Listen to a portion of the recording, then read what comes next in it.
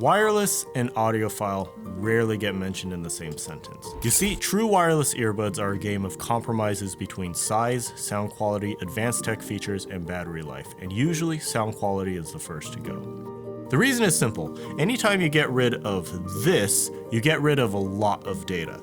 You can only push so much information wirelessly, so you end up needing to compress the data before it gets sent to your ears. The end result is some degree of noticeable loss in sound quality. And that's exactly what these try to fix. Hey guys, Ken here. These are the Final ZE8000 Mark IIs, and they're the product of basically doing the opposite of what a lot of other companies are doing.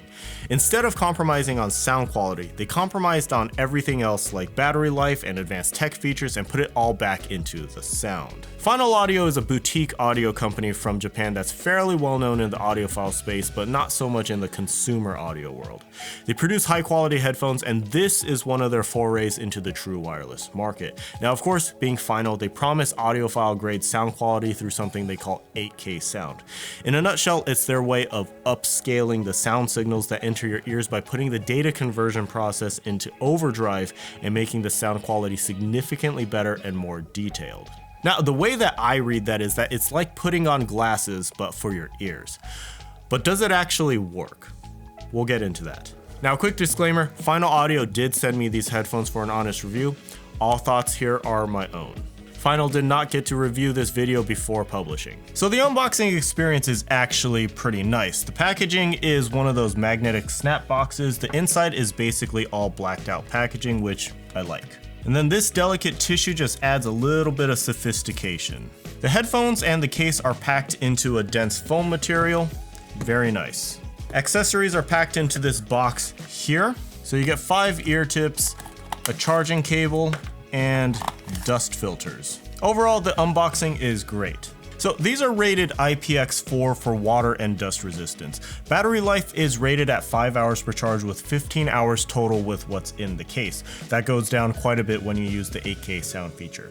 They do have noise canceling and they have touch capacitive controls. So getting into the actual physical attributes, the build is okay.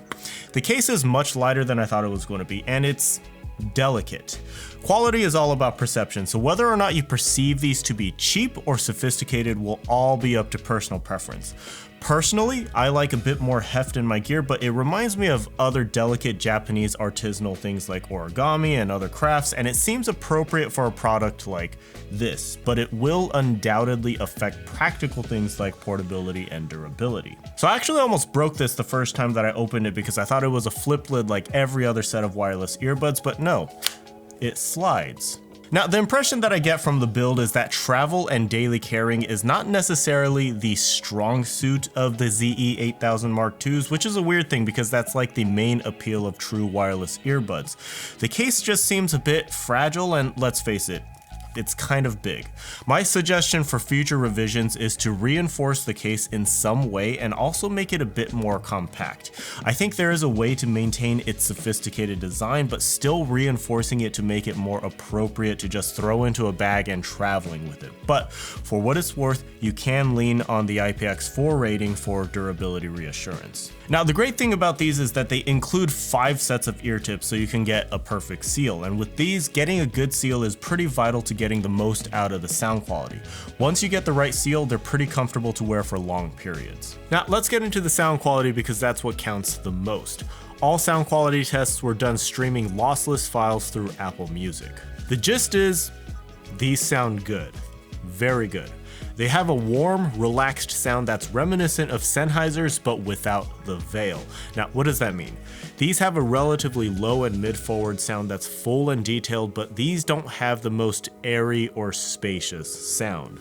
The high end is tamed, but in a world that's filled with consumer V-shaped sounding headphones, these are a nice change of pace. So how about we start with the stock sound and we'll get into the 8K Sound Plus feature. The low end is warm and solid and sounds great. You won't feel shortchanged in the low end, but it isn't necessarily to the level where the bass will overtake the sound. The bass in Equal by Odessa is adequately detailed but doesn't take over the rest of the music. Now for myself, the best barometer for bass quality and quantity is Lito's remix of Feel It Still. In the opening section, the initial 808 will either hit just enough to make itself known or will shake your head depending on the tuning of your headphones. These lean more towards the former, hitting with authority but not taking over the entire soundstage. It just sounds right. The mids are probably the strongest part of the sound. This makes things like drums hit hard without being overly boomy. Now, like I said, these have a very relaxed sound, making the highs very tame and placing more of an emphasis on the body of most instruments and vocals. However, because they tame the high end, it doesn't have as much of an airy or open sound.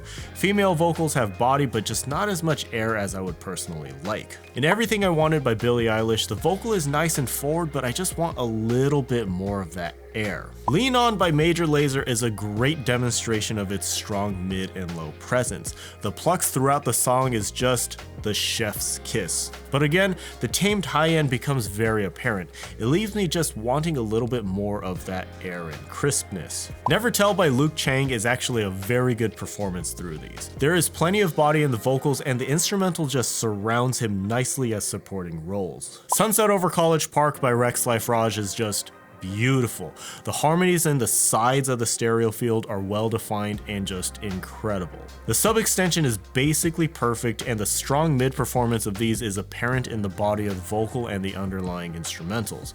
The instrument separation is great. Now, when it comes to the overall sound, having the mid forward relaxed sound is a common preference of audiophiles, and these do that really well. Now, the technical aspects of the ZE8000s are actually pretty good as well. Soundstage sounds and feels very real and natural. Imaging is as good as it can get for earbuds. Dynamics are above average for dynamic drivers. Drums and bass will hit appropriately quickly, but just don't really reach anywhere near planar status. Just wanted to add some additional notes about the sound.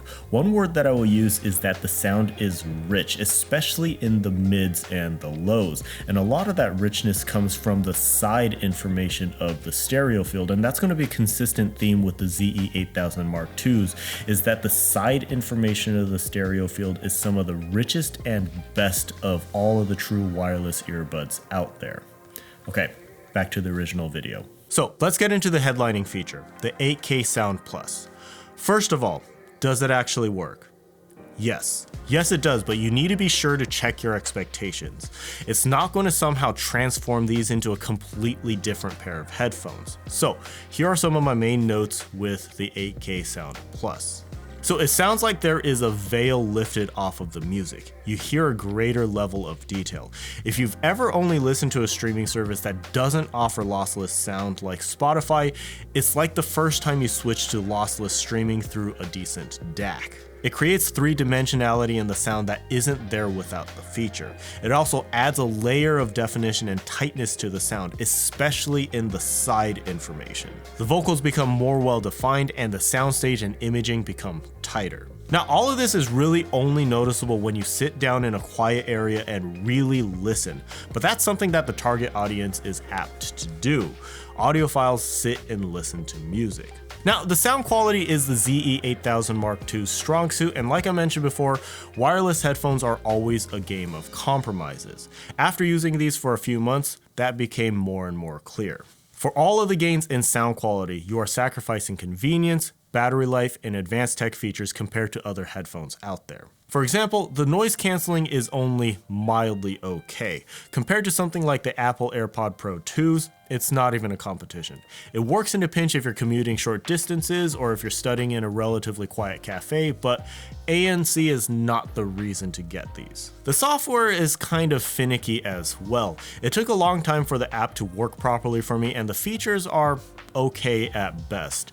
The equalizer doesn't seem to impact the sound at all, and I can't seem to shut off the noise control for some reason. Now, these software gripes can always be solved with updates, but it doesn't seem like tech and livability are necessarily the strong suits of the ZE8000 Mark IIs. Then there's also the battery life. 5 hours per charge and 15 total combined with the case, and that only goes down with ANC and 8K sound use. For how large the case is, I really feel like you should get a bit more playtime.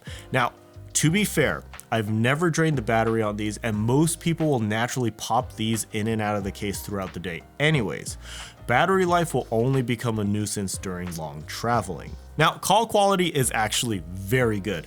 If the AirPod Pros are like a 9 out of 10, the ZE8000s are like an 8 out of 10, and most definitely better than something like the Audio-Technica ATH-CKS 50TWs. Now, despite what may sound like endless gripes, these shortcomings really only become apparent with long traveling and when you compare it to other options on the market.